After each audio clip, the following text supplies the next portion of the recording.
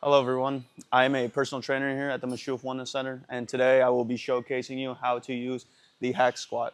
So the first question I get asked about the hack squat is the feet placement on the actual pad here. And the way I like to gauge where to put my feet is I stand at a neutral position just like this, feet about shoulder width apart, and that will transcend to the pad itself. So I'll sit.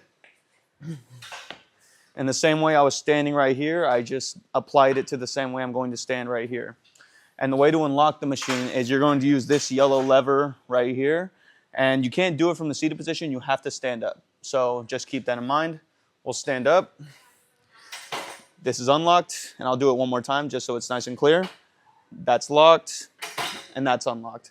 So from here, I'll go nice and slow to a comfortable depth. And if you can't go all the way to the bottom, that's totally fine. Go to as comfortable as you feel in your legs.